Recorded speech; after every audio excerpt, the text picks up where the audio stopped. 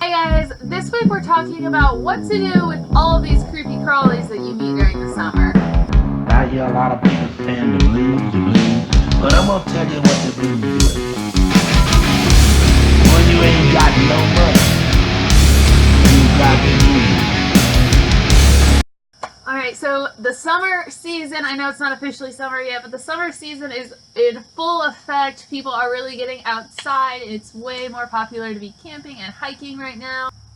So this week I'm talking about 3 of the most common things that people run into that are unpleasant in the outdoors. So number 1, we're going to talk about ticks. If you don't know what a tick looks like, here are some pictures of ticks. They're really gross, and I hate them. I actually have nightmares about ticks. That's a real thing. One of the things that you can do to help prevent ticks on you is you can soak your clothes that you're going to be wearing outside in permethrin. I don't know how to say that word. This is a chemical that you can put on things, and it just kills ticks and other bugs you don't want on you. So when you're outside, you should always stop and regularly check yourself for ticks. And I'd like to check you for ticks, because that helps you know that they haven't been on you for long, and it hopefully will stop them from biting you if you find one that's still crawling.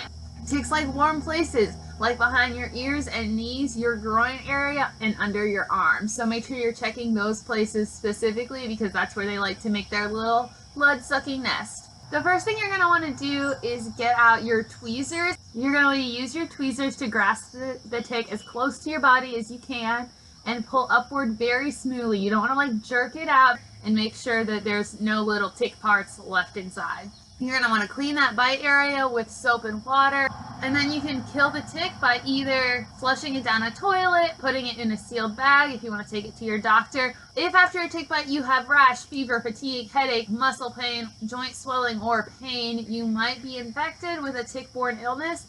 There are tick illnesses that are not Lyme disease. Keep in mind that most tick-borne illnesses take at least 24 hours of the tick being on you consistently for them to actually infect you. So if you're doing regular tick checks, you severely lower your risk for one of those diseases. Alright, so our second thing that you're most likely to encounter outside is poison ivy, oak, and sumac. Now my mom always said, leaves of 3, let it be. That is a pretty good rule of thumb. Both poison ivy and poison oak have 3 leaves, although their leaves are shaped a little bit differently. So here's some poison ivy. Poison ivy can be either a shrub or a vine. It can have green berries, and it has 3 green leaves on the shrub form that are shaped like this. Usually I think it's just a good idea to avoid anything with 3 leaves. Poison oak is really similar to poison ivy in that it also has 3 leaves, although poison oak leaves are a bit more scalloped, so they have those curvy edges, and they might have yellowish white berries instead of the green berries you would see on poison ivy. Poison sumac, however, is a completely different beast. It'll have 7 to 13 leaves. They're paired with one at the top.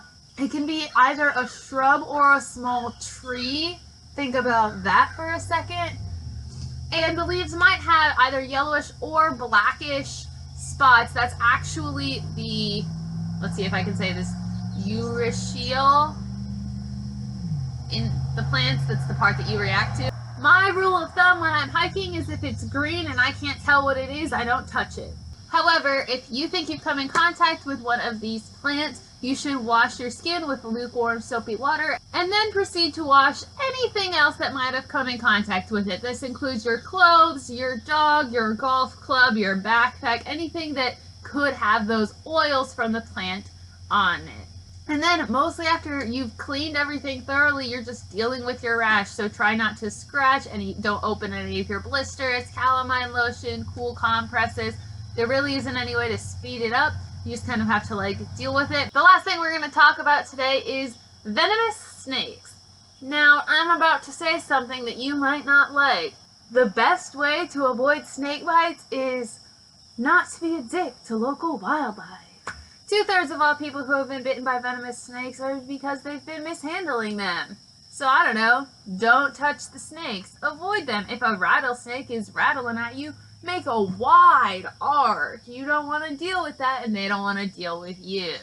But if you manage to get bitten by a venomous snake, Hope that somebody you're with or yourself saw it so that you can hopefully identify it to medical professionals. Call 911 or get to an ER as soon as possible. If you are the person that has been bitten and are somehow aware of what's happening to you, you can apply a pressure immobilization bandage yourself, or somebody else can do that for you. Avoid washing the bite area because there could be venom on you that could assist the medical professionals in figuring out what snake bit you. Although there does seem to be some discrepancy on the internet about whether you should or should not wash the area, so do with that as you will. And then, and this is important, do not apply a tourniquet, cut the wound open, or attempt to suck the venom out.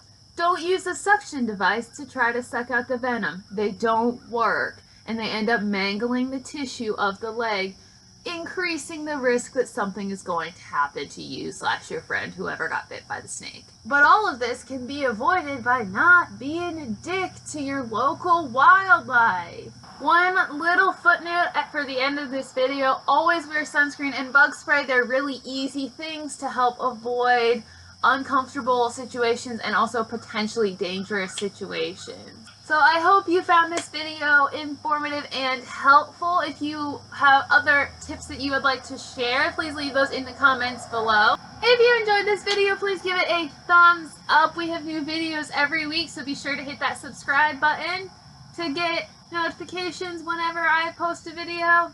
And that's all we have for you guys this week. Stay safe out there.